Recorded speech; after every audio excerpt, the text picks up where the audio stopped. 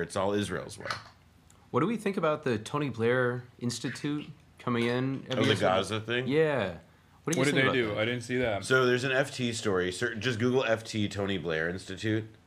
Tony Blair. Which, by the way, Tony Blair Institute, the acronym that they use for it is TBI. TBI. Like, Tony Blair's staff took part in Gaza Riviera project with Boston Consulting Group? It's cocktail. Wait, update. Wickoff delays trip to Doha as ceasefire talks still not right. Shocker! I can't believe when Benjamin Netanyahu came to get his laundry done and have Donald Trump still, like, Jenny Fleck to him. I will confess I got triggered in the car yesterday. My dad and I were driving and the radio came on. It was like a BBC update about like the state of the negotiations, and it got to like Hamas has agreed to terms for a ceasefire that involve a major concession. The concession is that the ceasefire does not necessarily mean an end to the conflict. And I was like, well, then it sounds like the ceasefire negotiations are not going well at all. And that like what Hamas has agreed to is not what it sounds like, because that's not a ceasefire.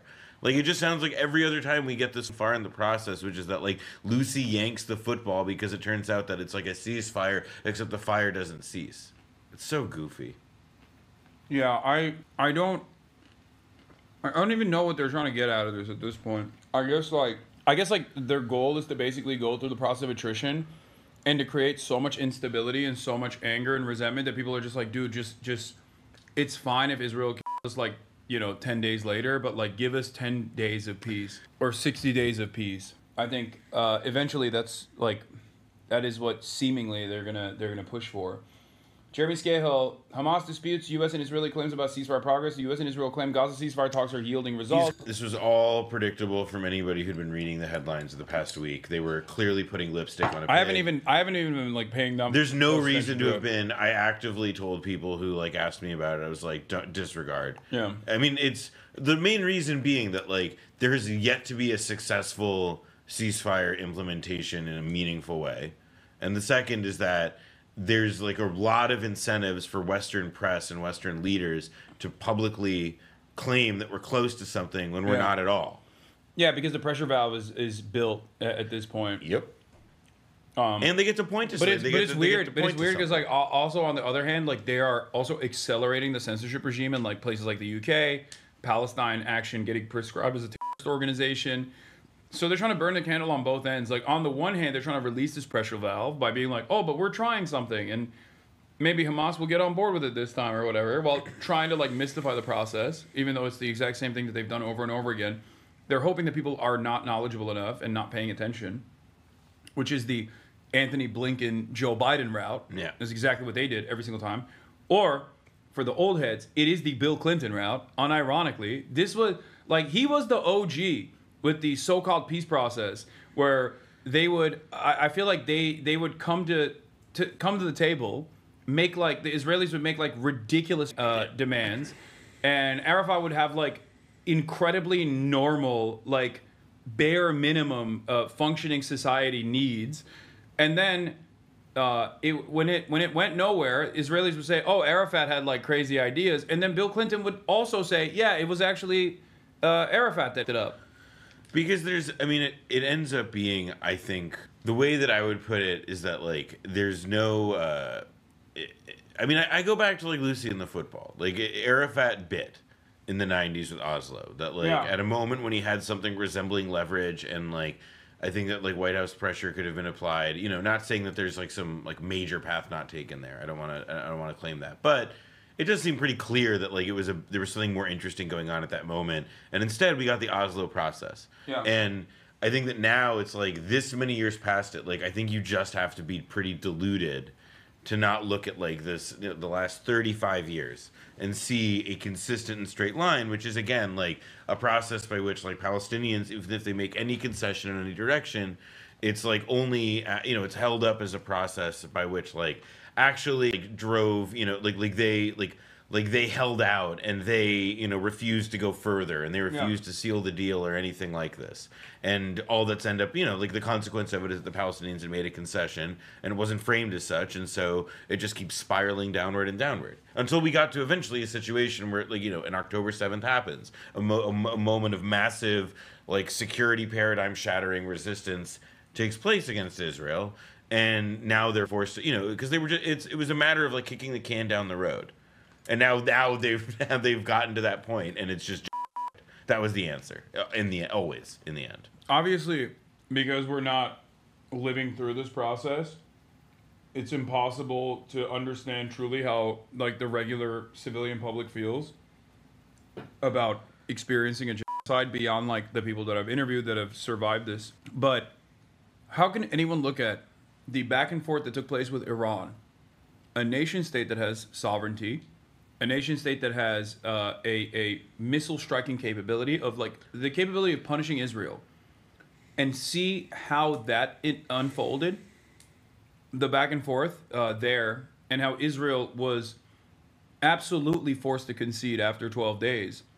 How can anyone look at that and still think like, oh, you can't do militant resistance against this ruthless force? They do not respond to anything but... I was about to say, the Yemenis are still fighting. I mean, it's not... to that point, like, the Iran stuff, I think, is, like, it would behoove people in general to just kind of watch as that stuff unfolds, because I think that it still feels like... It's not done. Exactly. It's not over. It's so fluid, and on top of which, like, it's, you know, I do believe that there is, even though like Iran like didn't exactly, you know, like deal a bunch of like crazy meaningful blows to Israel, the idea that there is now some like position though of like invulnerability that Israel occupies has been like proven like not. Like if Iran wanted to, it could have emptied its, like Israel's batteries of air defense could have been meaningfully tested. Not just Israel's, American Patriot defense, American Patriot missiles, and like the THAAD launchers failed. There were times when like THAAD launchers, the THAAD interceptors actually deployed and struck Israeli targets. There is only a finite amount of I'm not a missilologist by any means, but this is something that I read extensively on. These were news. There were major articles in the Wall Street Journal, especially. The Wall Street Journal was where the biggest one was, that was talking about how these supplies were running thin. I mean, there's no, Israel cannot take it's interesting because like the deterrence capacity that Israel has is what allows for it. Like my friend Dylan Saba, he's made this point.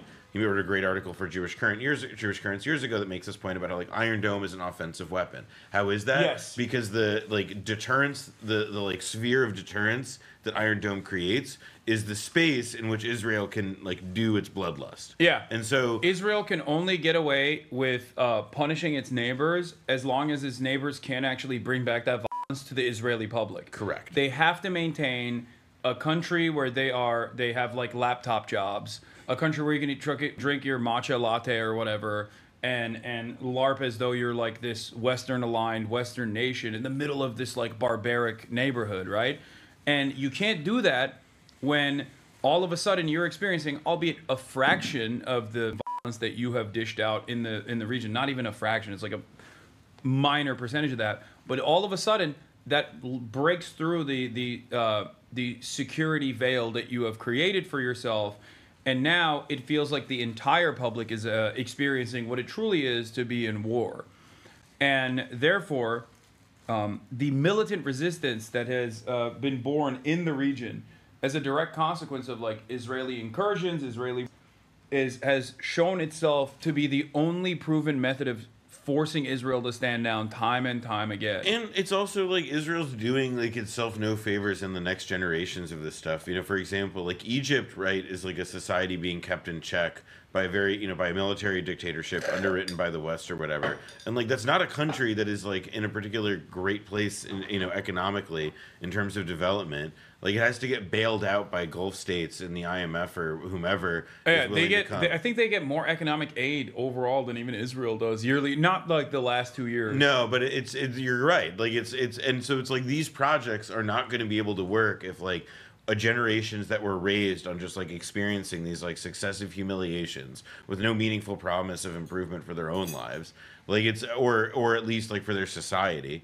I mean, and you know, like Israel's not the only stressor being put on these countries. I mean, like Egypt's worried about the dam that they just built in Ethiopia, for example. Like there's a world in which it's also like Israel's undone because like the complexity of the regions that it's in can't just be managed with bomb, bomb, bomb, bomb, bomb. And there are countries that may ultimately have to like, you know, put pressure on Israel in ways that Israel's resisted until now, because America's always been there to say no off Egypt, no off Syria, no off whomever. Like you have no rights here. It's all Israel's way. What do we think about the Tony Blair Institute coming in? Oh, the Gaza thing? Yeah. What did they do? I didn't see that. So there's an FT story. Just Google FT Tony Blair Institute. Tony Blair. Which, by the way, Tony Blair Institute, the acronym that they use for it is TBI. TBI. Like, Tony Blair's staff took part in Gaza Riviera project with Boston Consulting Group? Yeah, but the thing is that it's worth, like, in this article, like, the headline kind of tells the whole story, but they just had to get a piece. The thing you gotta get, though, in the, bro, Tony Blair has to get a statement, piece. The journalists had proof. They had proof. Oh, fuck, what the hell? If you type in archived IS, that should work. Yeah. It's just I'm trying all the different paywall removals. There you go. All right, found it. All right. So the plan. So was they put together? Okay. The plan outlined in a slide deck seen by FT was led by Israeli businessmen and used financial models developed inside Boston Consulting Group to reimagine Gaza as a thriving trading hub. Oh, it gets no. So while the Tony Blair Institute did not author or endorse the final slide deck, 2 staff members at the former UK Prime Minister's Institute participated in message groups and calls as the project developed. One lengthy document on post-war Gaza written by a TBI staff member was shared within the group for consideration. This included the idea of a Gaza Riviera with artificial islands off the coast akin to those in Dubai, blockchain-based trade initiatives, a deep water port to tie Gaza into the India, Middle East, Europe economic corridor, and get ready, low-tax special economic zones. Dude, they want everything. All right, they want everyone to be cryptocurrency pedophiles. This is the important part. When first approached by the FT regarding its role in the project, a TBI spokesperson said, "Your story is categorically wrong. TBI was not involved in the preparation of the deck, which was a BCG deck. BCG is Boston Consulting Group, the consultancy, and had no input whatsoever." Who they also wash their hands of this now, right? Correct. Like, and what is context? The FT then provided details of a 12-person message group used for the project, including two TBI staff, BCG consultants, and the Israeli businessmen, and an unpublished TBI document shared within the group. At this point, the TBI spokesperson said, "We have never said TBI knew nothing about what this group was working on, or that they weren't on calls in which the group discussed their plans." TBI said that when meeting groups to discuss post-war plans, it is essentially in listening mode. The internal TBI document looked at proposals being made by various parties. It is one of many such internal documents. He's like, we saw the concentration camp Holocaust, like Auschwitz revamp as well. It would be wrong to suggest that we were working with this group to produce their Gaza plan. All right, I love the Financial Times reporting in this story, because there's a lot of times when a newspaper will give like somebody like 5 paragraphs of a response and like a PR reply, and it's pablum, it's stupid, and it's a waste of everybody's time. This is the time when the PR response is so insane and stupid, and that they have to like cover up for lying at first blush to journalists, that it's like this is like the noose being dripped out. It's amazing. Yeah. TBI said Blair sought a better Gaza for Gazans for the past 2 decades. Oh my God, I hate these animals so much. Yeah, let's turn everything into like little Miamis, dude. Cryptocurrency, pedophilia, do it all. Slavery. The real everything bagel. Yeah. The UAE's looking at that fantasizing. They're delighted. Their mouth is watering. I think Bibi used to work for BCG, right? Yeah, he did, yes. I think. Yeah. Where hasn't that worked, bro? BCG, CIA. I mean, a Philly boy. He's had his hands in everything. He's MIT. He did it all. Have you heard about the stories of Cyprus? Israelis taking over? I mean, I know that Israelis historically, like, they have ties to Cyprus because, like, for example, if you're an Israeli and you don't want to get married... you have to go to Cyprus to get gay married. Well, and in general... Or interfaith. Or just civil, because the... like it's all religious. It's religious courts that control the institution of marriage in Israel. So like if you just don't, even if you're Jewish and you just don't want to get like you don't want to have like a rabbi have to bless your marriage to go to Cyprus. So they're like, it's like, just to give an example of like how interwoven they are already in a lot of ways with the country, with the island. But now they're just like, people are scared apparently that they're taking over more and more swaths of land in Cyprus or something. And I don't know if it's like just basically people doing tourism and being annoying as Israeli tourists are known to be, or if it's like legitimately like becoming... People are off. People are doing like they want to be in both places. I don't think people can outwardly... I don't think Israeli society and like the structure permit large numbers of people publicly saying, peace out, bye. However, anecdotally, I can tell you I know a lot of people who are in Israel who may have made sure that they have 2 passports, that they have a home in another country. You know, like... and by the way, not just like Jewish Israelis. I'm talking about like often, Palestinians from Nazareth, places within, like the 48 borders who have people of Israeli citizenship and who like have essentially written off the idea of a future in the country, and who are people who are, people who are professional class, middle class, invested in Israeli life. If you're an academic, and you're not like Benny Morris or something, and even Benny Morris, like what future do you envision that you will have in a place like Israel with everything that's going on? If you're like even remotely aware, I'm not saying you have to feel bad about the child murder, the child Holocaust that is happening 50 miles down the beaches of Tel Aviv, but like, even if you're aware of like the instability in the country, like you would probably have the capacity to leave. You're gonna leave. I think that they also, there's a part of this is that like at the same time, right, like we're describing a subset of people who do want to leave because the Israel as it is becoming is not just like out of whack with values or whatever of these subjects, but also like it's economically unviable and so on. The people who are ascendant in Israel right now, like the coalition coming to power that is like driving a lot of like the most intense genocidal lust, right, are people who actually are kind of winners in this new paradigm within Israel, even if it's like we view it as like winning, as like they get to rule over the shrinking ice flow. And in this case, it's obviously it's the ultra orthodox, it's the religious who've gradually consolidated control over a variety of institutions. But that is moving the country away from like the Western style country that it wanted to be, and that's how you lose a lot of the Western PR. Like if Israel, if all the Arab Jews that lived in Israel slowly but surely over the course of the past couple of decades became like less Arab and therefore couldn't do as much like infiltration and operations as they initially were able to do successfully, the same goes for like Western PR. If you don't have like the old school Ashkenazi connection to like the Western countries and whatnot, and you become more and more like illiterate Haredis with a nuclear arsenal, then none of the people that want to be in intelligentsia is going to want to remain there because they're going to be like, this is gross. Like, they're spitting on me because I'm gay. Now, you're absolutely right. But the thing I would emphasize is that people view this as like something that has like a tipping point effect. That there's going to be a moment, and this may be true in the sense that like there is such a tipping point in the future, where there's like such a critical mass of these kinds of people have left that like the state as an entity able to effectuate its own interests or whatever, like it has lost that power, that it does not have like that elite that was essential to doing that. I actually don't believe that like that kind, like I believe that kind of scenario is a bit of a fantasy most generally. Like I think in South Africa, for example, right, like apartheid South Africa's government ended because the people in charge more or less decided to throw in the towel. And they did so in a way that was able to preserve an enormous amount of power, even as the apartheid system was dismantled. And black South Africans were given meaningful rights and so on.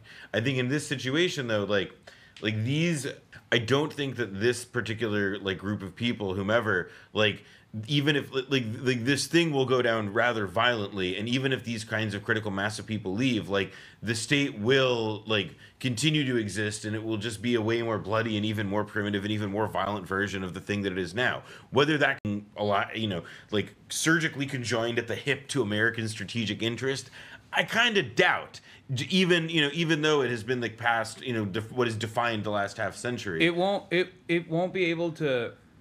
It will turn into a pure vassal, or maybe even like like a more advanced version, I guess, of like how America treats its regional actors, regional allies, like the Kurdish militias, and like it will turn into like a Ukraine style situation, rather than like because it can't maintain the very successful influence operation that has had a stranglehold on like American institutions. If you don't have that intelligentsia, if you don't have the academics, if you don't have like the constant commerce, like the you don't have Israeli people who companies. don't have people who can go on American media networks and not sound satanic. Yeah. And not sound like you are literally just justifying child murder. Yeah. Like that's like a like, and that was like, you know, the Halcyon. Like who's gonna do that? Itamar Ben-Gvir? Like he's not gonna do that. There's people watching this can look up. There's a figure named Abba Eban, Abba-Eban, who was like considered the most erudite, sort of like the exact kind of person whom Israel lacks now. And if you are a liberal Zionist, you are like the kind of person, you know, and who still loves Israel in spite of like the atrocities it's committing. Like that kind of person is like wishing nostalgically for somebody like Abba Eban to be around, somebody who, you know, coins, you know, bon mots like the Palestinians have never missed an opportunity to miss an opportunity and so on. Like there's a kind of like a person that they imagine that like, well, if they just had this now, it would be helpful. And it's like, that would be true if you had like thousands of them and that like you hadn't just like completely made like being a supportive of Israel something that is like the province of like, you know, again, like people who love child murder exclusively and who can't be convinced by like NPR effective Israeli spokesman anymore. Like that era's gone. Yeah. And on the other side, there is I mean, you can speak to this better than me, I think, but I feel like there's a severance in the younger generation of Jews that Israel relies on to also keep up the propaganda initiative, like get into like young Zionists are primarily going to turn into like a rabid base of evangelical Christians in the country, as opposed to like having like brilliant academic Jews that have like secular loyalty to Israel, because it's, like Zionism has become like a secular religion for all the Jews that don't like really care about keeping kosher, but like want a sense of community and a sense of shared purpose. That's gone for the most part. The only Jewish people that will maintain that will be like dudes who are not going to college, who are, you know, already super conservative and maybe There's Orthodox. a catch though, which is that like we're talking about people and like power. And like the power establishment is composed not just of people but also money.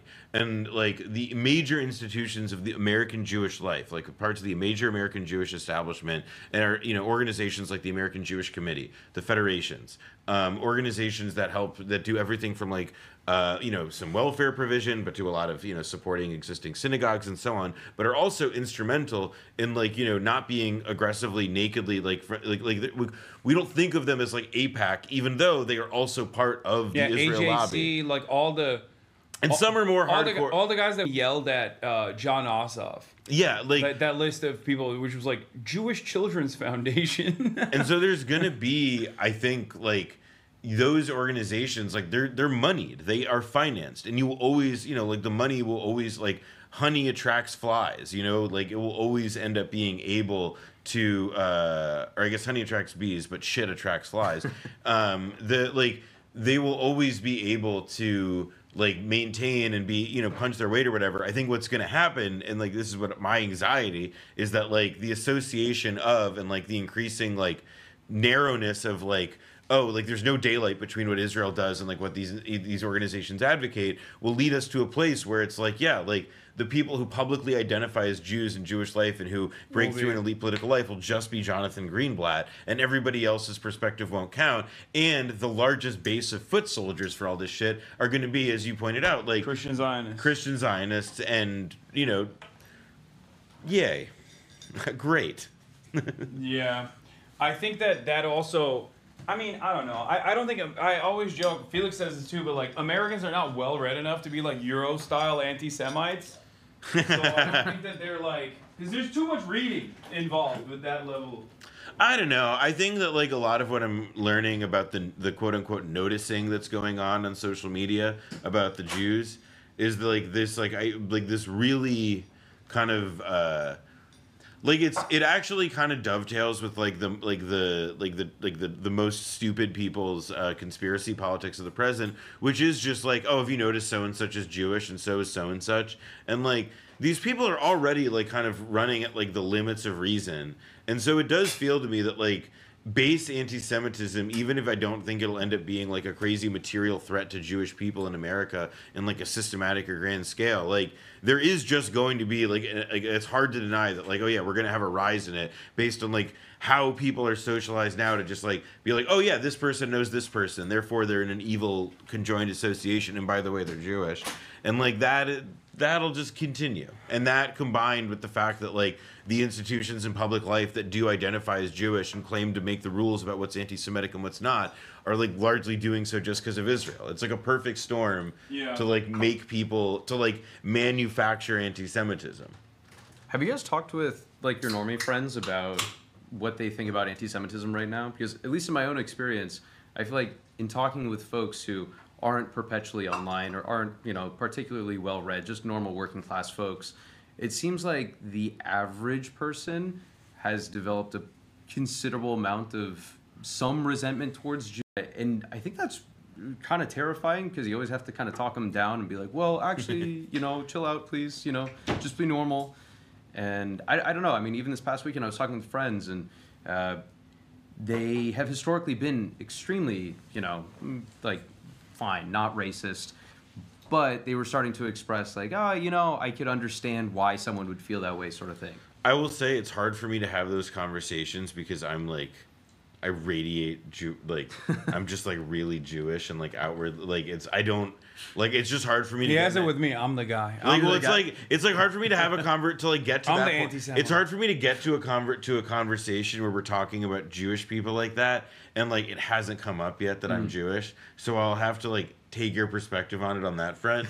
I mean, like because I just don't think that like also the way people understand racism is that even a guy in a Klan robe in 2025 would like try to find a way to explain that he's not racist. Like it's just the weird like tick of this. Like so I could never be the person to be like, tell me about your anti-Semitism. Yeah. Let me see if I can find the IDF guy, Lion of Zion. I got to show. No. I got to do some anti-Semitism to Noah real quick. Chat. Do you know what I'm talking about? The guy with the beeper emote on his account.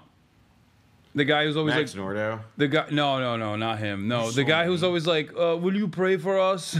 Will you pray for us in Israel?" And he's like in Gaza in full gear with the beard. Dude, I swear to God, it like freaks me out every time I see him. His name is like Lion of Zion or something. I need the not Vivid Prowess, who's in Uttar Pradesh. Oh, is he lying too, sir? Oh, this is yep. I think this is the guy. Yeah. Yeah. If you squint, and this shows up on your timeline, it freaked me out the first time I saw it. I was like, "What the?" There's more. There's a photo where he like this one is not doing any justice to what I was saying. He doesn't. Sometimes he'll post like from the neck down, like looking at. Oh my God, he posts so much. He's got to be like, his job has to be being a AI poster. And they're all just AI. Yeah, it's so funny. It's always funny because like they can't find anything. They can never actually find anything that like any real support. Israel alone? Guys, it's all just watermelon trolling and I'm addicted. Hamas rebuilt a tunnel. Oh yeah, he posted this recently. Hamas rebuilt a tunnel under a collapsed building and literally crawled out like rats straight into an IDF position. They slaughtered our soldiers from behind. It's filth. It's rat Hamas. And it's like, yeah, you got smoked, dude. You got smoked, dog. That's what happened. Israel alone? But yeah, never mind. I can't find another photo. What the f is this? If it happened in Israel, it can happen anywhere. Do you agree? Wait, what? I guess that's Nova footage. Wait, but they put the. Is that a Ukrainian? Wait, no, I think no. that's just the colors of the sail. Oh, I thought that they were trying to be like, what if? I thought it was like pro-Russia, which makes sense. He's like pro-Russia. He's like, what if Ukraine were using paratroopers in the same way? Okay, I can't find any other photos. I think the photo you showed me really conveyed the warm feelings that you have toward me. So I'm just, it like every now and then he just shows up on my timeline. And he looked really good right there. Yeah, with his face covered. Yeah, exactly. Completely. You should do that. What is this shit, dude? Bro, he just loves posting AI. This is awesome. This is his favorite thing. Oh, pray for us. Yeah, I think this is what I was thinking of. Oh wow. Yeah, this is like Instagram story like 10 a.m. like first hangover in 2 years. Every now and then he just pops up on my page and I'm like, this is freaky. Pray for us. Yeah, this is the other one. Okay. In a totally alternative evil Noah Colwyn. Alternative universe. Yeah, that's like me, like with like a couple like decisions. Like, well, at least at like age 17, go different. At least, evil Noah Colwyn is this guy. Evil Hasan is Hen Mazik.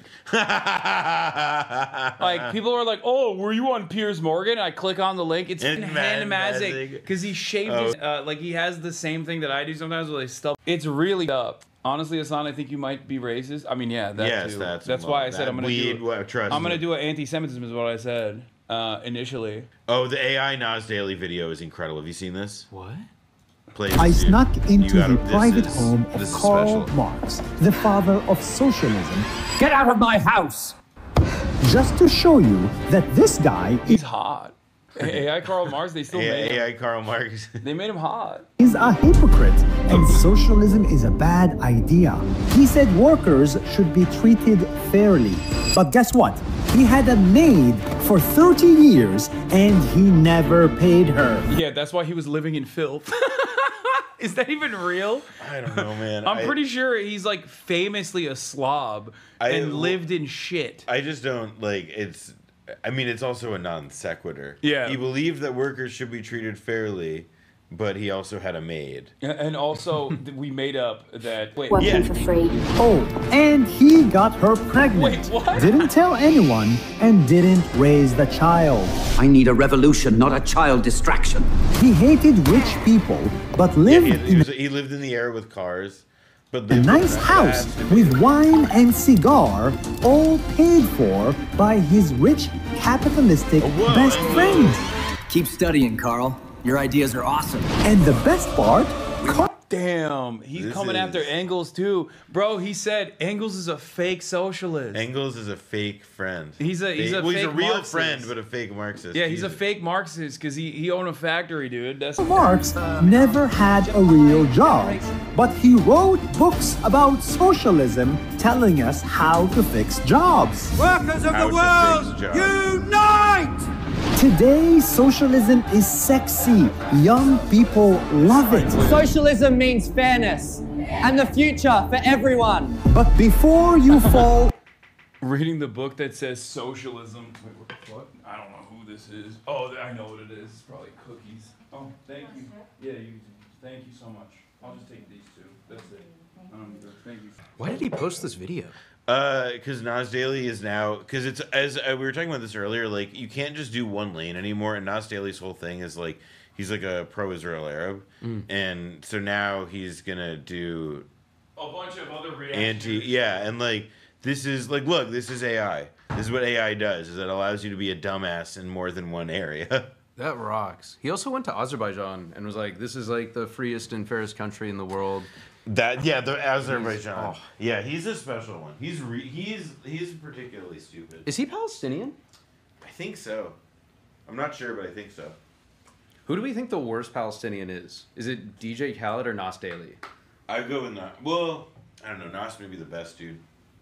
He's the future. Or sorry, I meant the best, yeah. Yeah, exactly. Damn. How do you keep up with his chat? I don't. This is insane. It's not worth trying.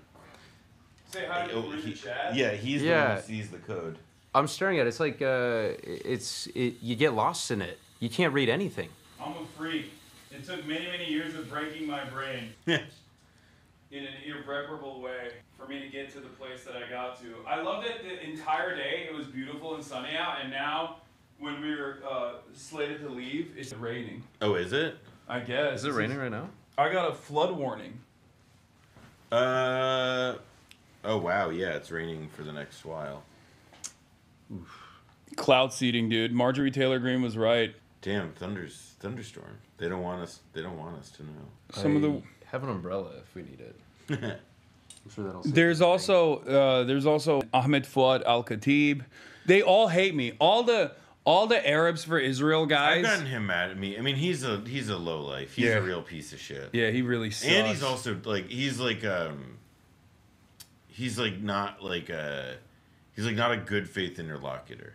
Like he clearly has like an agenda that involves like. I mean, he works with the Atlantic Council. Exactly, he's trying to position himself for something, and like the way he triangulates between like talking about like the pain of being Palestinian, and then also somebody who is like trying to be like a serious voice at the table when like the table is like planning Palestinian death. Like that's like you're a no, freak. he's a sellout.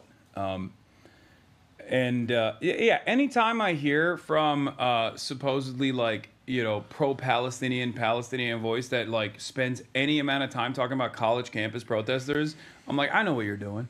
I know who you are positioning. Like, I know you are very well aware of what your audience is, what the expectations of your audience is, and like this is not in any way, shape, or form. Like, you might be someone who doesn't like Hamas, okay, living in Gaza. You don't agree with their system of governance or whatever, and that's perfectly that's understandable. There's political disagreements everywhere, right? But I have never heard from an honest Palestinian, pro-Hamas, anti-Hamas, doesn't matter, West Bank, Gaza, or living in diaspora, a single peep about college campus protesters that wasn't directly paid by the Israeli state in some way, shape, or form, or the American state. Anytime they talk about college campus protesters, I'm like, oh, you're trying to be a voice for...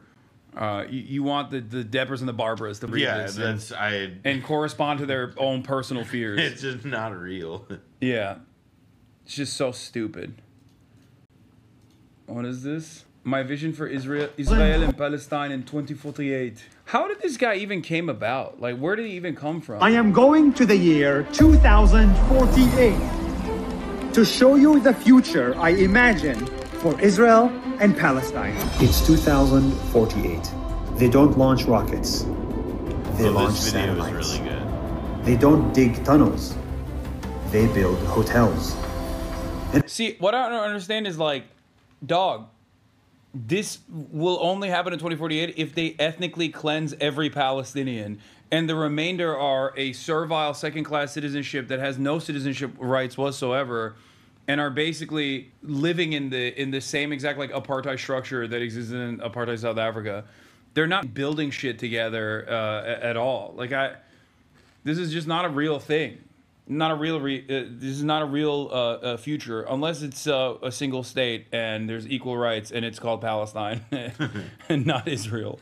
And for the first time in generations, what is it? Is it salty? people give peace Or is a it chance between Israel and Palestine. This was a dream before. No, Now it's it's reality. Signed, recognized by the world. Oh, bomb. Even the Pope cried. This is too good, too good. Finally, 2 states for 2 You people. guys are really trying to get the party started. Then more states also joined. bought a bottle of Chinese Lebanon, Saudi Arabia, Syria, Yemen, and Iran. You guys tried it? It's been. Wait, what? Did you go to China? Yeah, I was in China last month. Oh shit! I'm jealous. It's 52%. So 50. it'll black out the stream, after the first shot. Yeah, exactly. This is Chinese Communist Party. Baiju, is that what you said? Well, no, it's just from Communist China. So I call it Chinese Communist Baiju. But it was from a convenience store in Shanghai. Oh my god. Oh, and these are. These are So bombs. it's just sunflower seeds? Yep. Or do you want these instead? Yeah. These are like Fritos, but actually good. Instead of, or no, what's the one that you like put on your finger as a fingernail? Not Fritos. Bugles. Bugles. Yeah. This is like if Bugles were actually good. Yo, don't slander Bugles, dude. Bad Bugles are pretty good. Dude, I feel like they have an aftertaste I don't like. It just feels, God, China's so amazing. This is, see that, get that in. Boom. Kuyaku? Ooh, wait, these ones are different. They're like squares. Oh yeah, those ones, I had that earlier. Wait, these earlier? Wait, this is expired already. Really? I Yeah. just got them. This is 2025, 3/25. I was there last month. Yeah, they got you, dog. That's how they get us Americans. They sold a white boy. Wait, maybe it's the when it's made. I don't know. Yeah, this one's 2026. Oh yeah, this one has 2 dates: the manufacturing date and the expiration. You try these? No, let's see. They're poisoning us. You cooked us. China would Eric. never do that. China would never do that. To me. Cooked I'm us. sorry. I'm secretly. What's the Chinese CIA? Is there like an equivalent over there? Like the Chinese intelligence Yeah, agency? I forget what it's called. It's also just the CIA. I don't remember what it's called though. He's fallen gone. He's here to assassinate us for our allegiance to China. It is true. I'm here. They're saying also the CIA. Someone said GIA. The Chinese Intelligence Agency. They would. GIA is fire. GIA. Been a long time coming. But we made it. Muslim tourists book their flights. They come for a run in Tel Aviv. They pray in Al-Aqsa Mosque. What are you saying, brother? Like They want to blow it up. Yeah, the ruling coalition is like literally building tunnels under the Al-Aqsa Their Mosque in position- an effort to destroy it. Their position is that this thing you're showing should like literally never happen. Yeah. Like, what is this? Who is this guy like saying this to? Because I feel like if anyone is pro-Israel at this point, they think this is despicable. Yeah, no, they think. So I don't understand who this is for. Like the 8 remaining like liberal Zionists that are not fully like aware of what's going on in Israel, I guess. I think part of it though is about like this is like what people who do info warrior like propaganda shit kind of think though, that just like you have to constantly produce this slop. And like I guess he makes a living at it, you know? Like he probably does make money for like putting out this brain dead shit that he paid a software to create for him. I mean, the whole thing is like very like I don't know, dystopian is one of those words that you just can't use anymore because it describes everything. Yeah, now. Brace Belden's terabyte of John Fetterman sexual acts compilation is more honorable use of AI than this. That's all I will say about Brace and his. Yeah, Brace Belden has showed. I've seen. Don't reveal. I'm not it. revealing a Okay. goddamn thing. All I'm just saying is that the man has shown us frontiers. Have you seen them? You've seen the AI videos of John Fetterman? I've seen what I have seen. What we saw was way worse. He is going beyond the beyond. Were they good? That's not the like good bad is not like the spectrum in which you can evaluate it. No, it's like there's it's- a new. You need a new word for depraved. It's not. Brace is like sick in such an impressive way. It's astonishing. You underestimate how stupid the average person is. This AI slop is exactly what the dumbest people want to see. It confirms some of the cognitive bias, and they move on. Okay, but like, this is he positions this as like a single state, which is like it's something that There's a point that this reader is making, which is right though, which is that like people do want to be told something really stupid. Like this looks like like a memory that a character has in like Minority Report or something.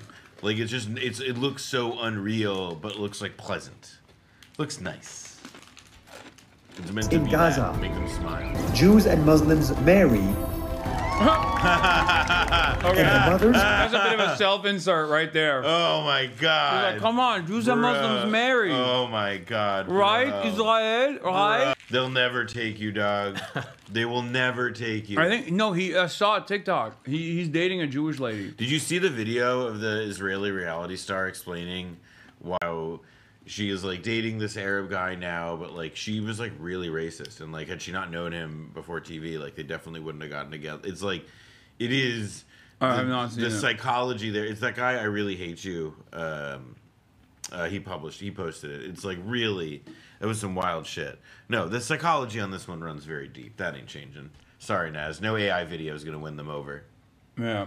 prove Well, at least the kids will. Like, look at America. America is like somewhat of a post-apartheid state, and even in America, still white people hate when their daughters are dating black dudes. So I don't even think that like this is even happening in whatever future he's. I mean, it's just not like it is. I will say like it is another level in Israel. Like the idea of like intermarriage being verboten. Like it is a like there's a feeling that you are like jeopardizing a Jewish future by Yeah. having like by procreating It's outside fascism. outside. It's fascism.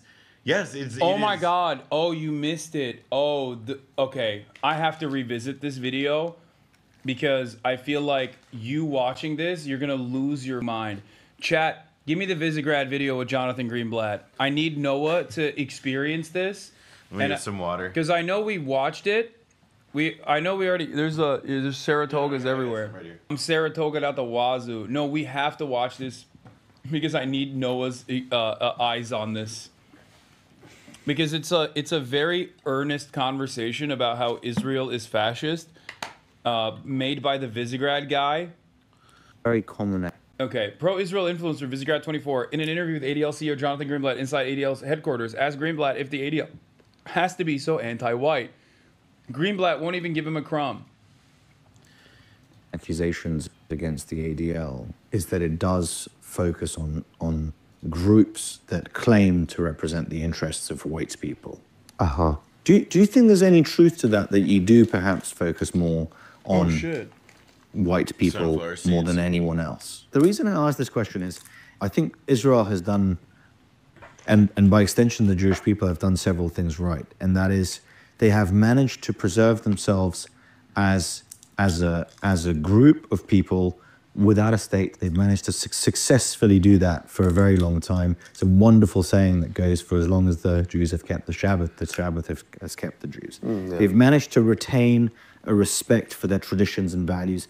He's literally earnestly saying Israel is awesome at being an ethno-state, and it is maintained like a Jewish ethno-state perfectly. And why can't white people, like, he's going to turn around and be like, why can't white people do that? Even the unreligious Jews have a broad respect for, they've managed to have, especially, well, in Israel is the only Western country with an above a replacement level demographic rate. What's wrong? They've been very good at having strong borders. They've stuck together, right? And the fact of sticking together, the reason that they managed to survive without a state for so long is because they have stuck together. If, for example, there is a group of white Americans who wants to put the interests of white Americans first and says, okay, we are a group that is currently smaller and smaller as a percentage of the entire United States, and the demographics are shifting, is that something that is problematic?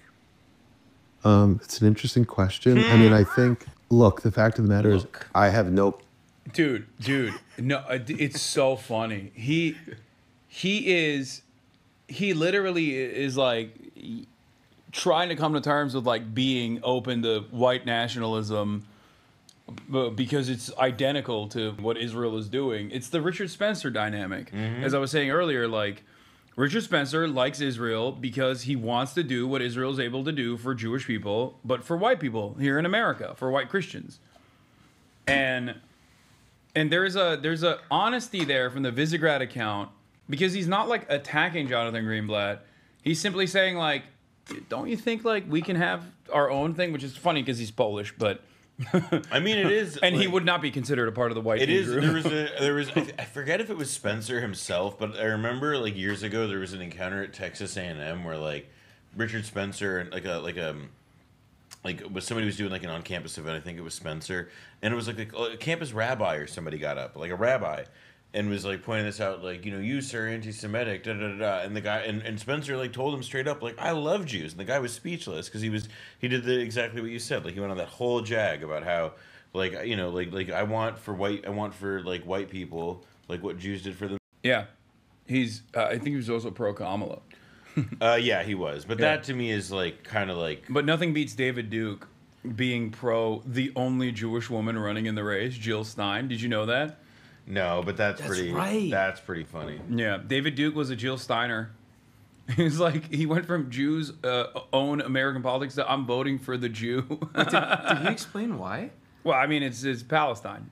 It's like he's like, this is the only person that's like not corrupted by the Zionist lobby or some shit like that. I think that was his like argument. David Duke loves the environment. Yeah, maybe he was just like, yeah, because Jill Stein was the most anti-Israel. Ukraine and. I mean, I don't know. David Duke is also like at this point probably entirely triangulating everything he does. Yeah, about, he's what so gets washed. attention. Like he needs like whatever gets him like the slightest crumb of relevance. He needs to do whatever can pay the bill so we can get another plastic surgery done. I think he looks beautiful. you've seen his? Yeah, latest. he looks like rubber, dude. He looks like he looks like melted plastic. Insane, dude. Insanely hot. I mean, of course. Yeah, very sexy. Like, Oh wow. So search David Duke 2025. yeah, there's no like new photos here. Trust me, he looks psycho. There he is. Yeah. Like this. Yeah. Oh, and there's another one right there. This is a good one. Yeah. Yeah.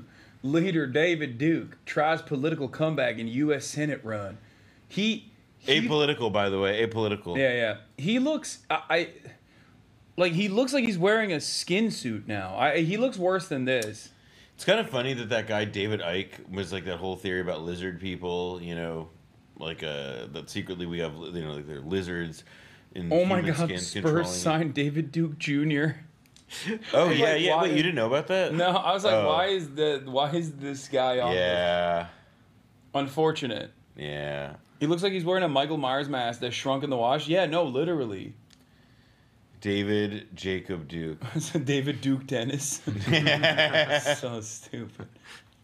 Okay, well here. No problem with let's- anyone having pride in who they are and what they believe and their values. Yeah, he's like, I don't care if people are proud of being white. Say it. But to the extent that those beliefs and those values don't infringe upon me and don't encroach on my ability to lead a full, life based on, again, my values and beliefs. So I think typically the organizations who espouse a kind of white nationalism tend to have a view that's quite, let's just say, negative toward non-white people. I think there's lots of examples. He means himself, by the way. He means. yeah, he's clearly trying. He's saying he wants to say he didn't want to say Jewish because he doesn't want to like call the guy sitting in front of him an anti-Semite. But it's, God damn, this is also that guy's little ascot thing is like. Yeah, he's Polish. Just let him have this. Let me bounce back on that. I don't think the Jews have a looks like a negative roller attitude towards non-Jews, even though they put their own interests first. Do you see that it doesn't? It's not necessarily exclusionary, right? You can course put the not. interests Like, of the look- group first and say, the reason I bring this up, I'm half Polish. I live in Poland. Half what?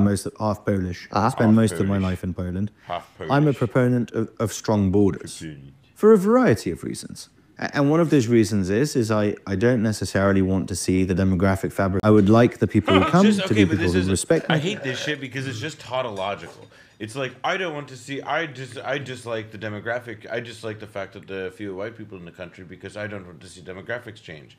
Okay, why don't you want to see? And it's like you can never like you just don't want to. What's say, the like, bad thing? What's the bad thing about What demographic is the bad change? thing? Just say. Oh, they changed the culture. Like, how do they change the culture in a bad way? Oh, and then you have they to don't. like. Oh, it turns out that like actually like they almost always profess and live out the like same traditional values that we Yeah. espouse, except in like far more honest ways with integrity than like we do. Is like the like, While that. also simultaneously like improving the cuisine and the doing culture all of the overall. jobs that we refuse Yeah. to do while we exploit them It's for just, it. but it's Yeah. funny to be a Polish guy, like half Polish, half English, and not realize that like they think you are that in England, brother. Like you could wear the ascot all day, but like a big part of Brexit revolved around Polish migration. All I will say is get these jokes in right now because like Poland is going to be richer than the UK in like 5 to 10 years. No. I'm not doing the anti-Polish stuff because like Polish subreddit gets No, really but it's mad at me. but you are right that he is like doing the like. I agree with you. I'm not saying he is doing the like. I'm not saying he's like the. He's pretending that he on the team when people in England would be like, you're not on the team. Yeah, like a big part of Brexit happened because they were very mad that lower wage Polish workers were coming in to take jobs at a lower rate than like the natural born British workers were taking. Yeah, even though they yeah. were not taking those jobs at all. Let's Nope. be real.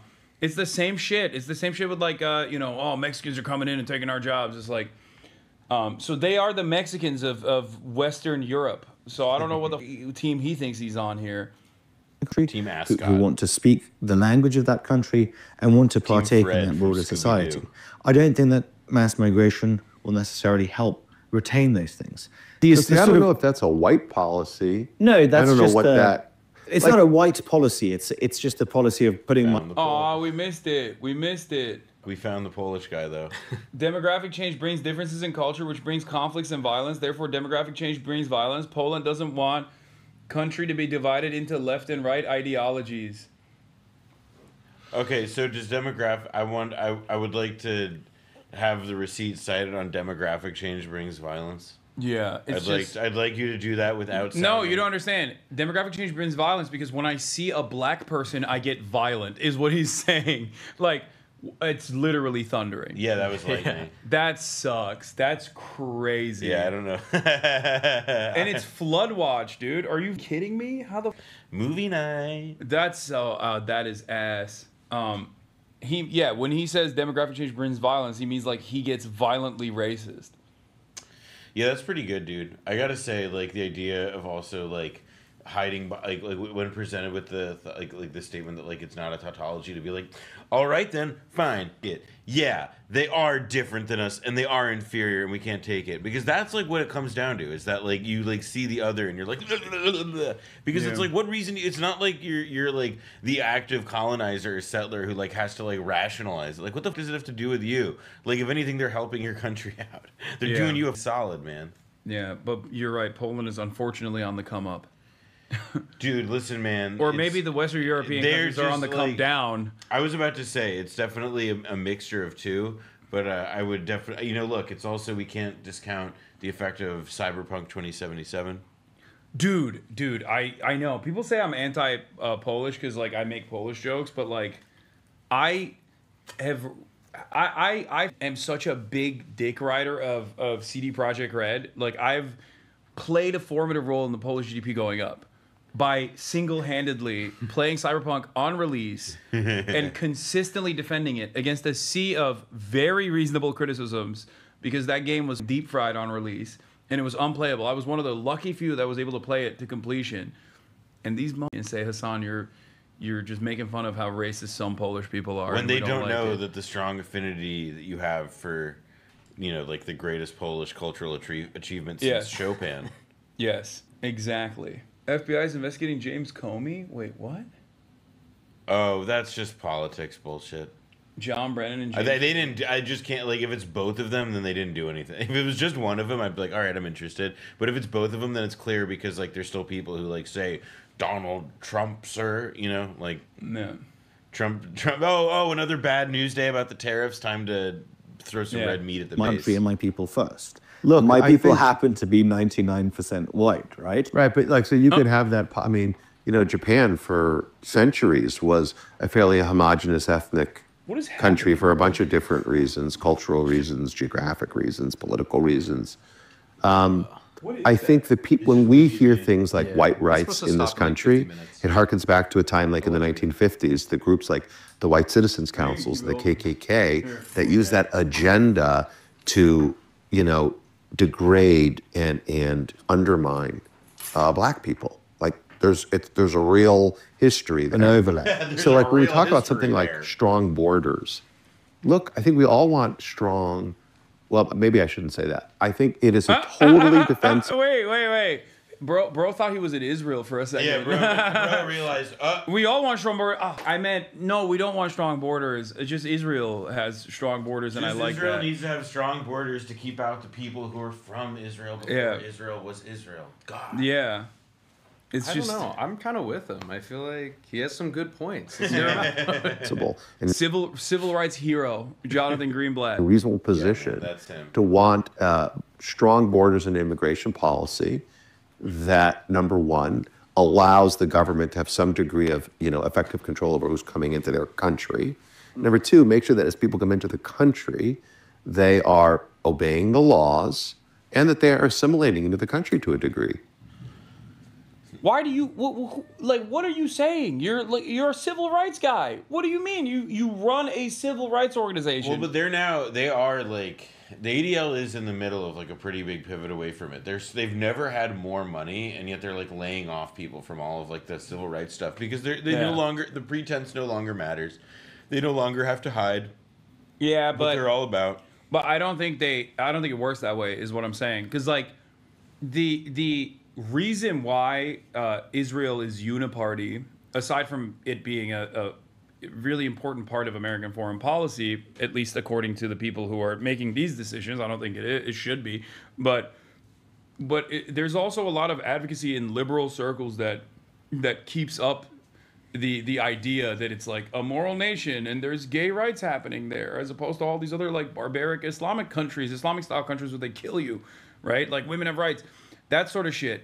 When the ADL and other Jewish advocacy groups and like institutions actually completely drop the notion that they are in any way, shape, or form liberal, that truly limits their opportunity, and it turns it into like a partisan issue. This goes though back to my point earlier about like people versus power. It's like, yeah, like they've given up on the generational struggle, but they have a gazillion dollars and they'll be able to like have enough people who will happily hump the pile of money forever that they can do that. And like I think in the ADL's case, it's like, yeah, they no longer care about being part of like the consensus building project in the way that it was in the past half century. Now it's interested in enforcing hegemony from above by spending down all those pro-Israel dollars that they've gotten that have like their budget has like gone up many times over as a result of this pivot. I just don't think that there's as much of a lifeline for groups like this, but maybe I'm too hopeful. Like I agree with you in the long run. I just don't know how long that is, but I agree with you. I don't think it's just. I don't think you can square those circles. I agree. But yeah, I think the Israeli project is like, as we understood it in our lifetime, is over. That is not like wishful thinking. I think it's like definitely over in the way that it is forever tarnished its good reputation that it built over multiple decades of steady propaganda.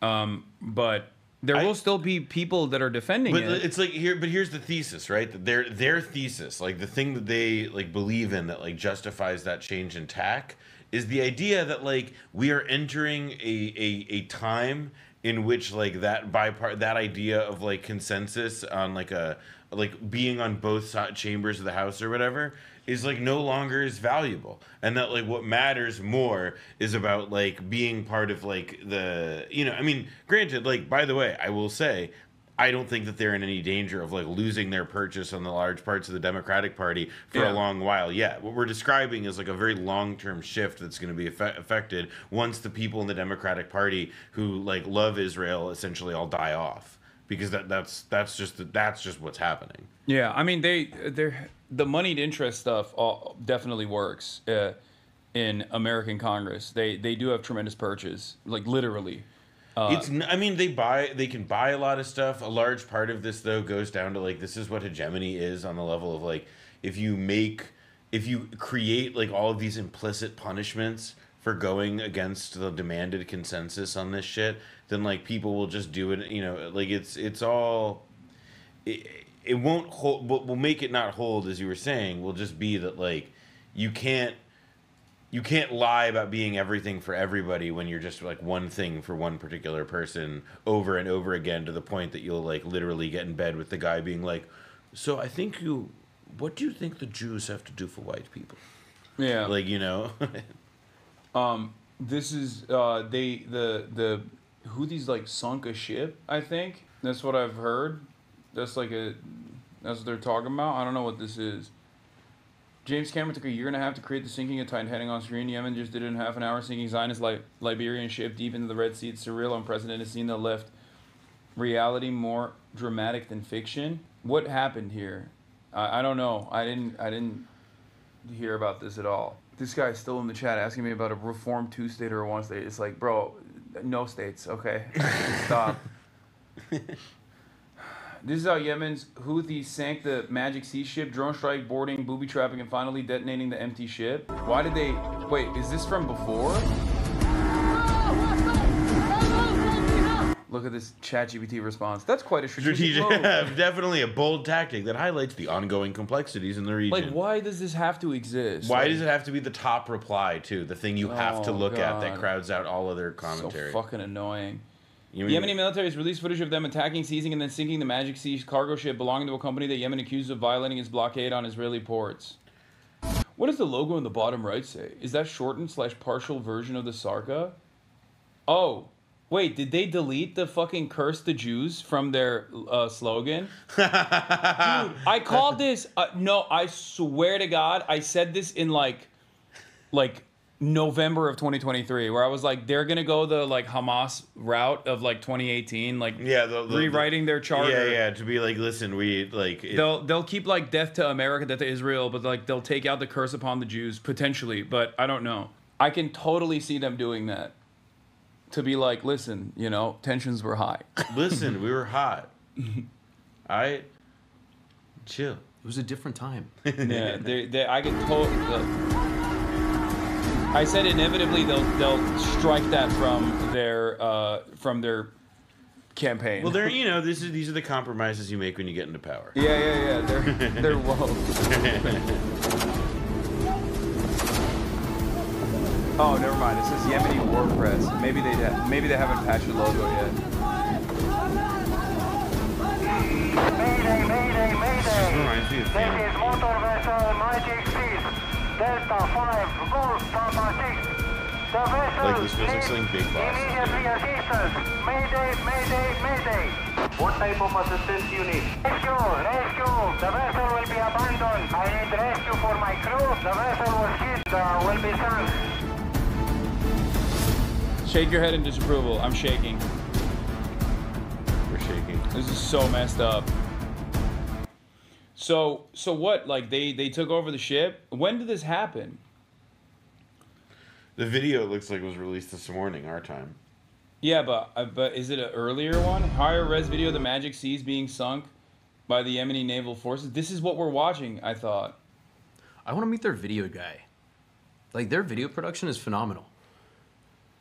Well, they definitely have, like, they've got the, like, we're going to Tony Scott this motherfucker and give you a bunch of crazy angles and the music with the drums. No, I'm with it. It appears that Yemen may successfully have sank another bulk carrier. His crew members are preparing to abandon the vessel following reports of a ship of the ship taking on water.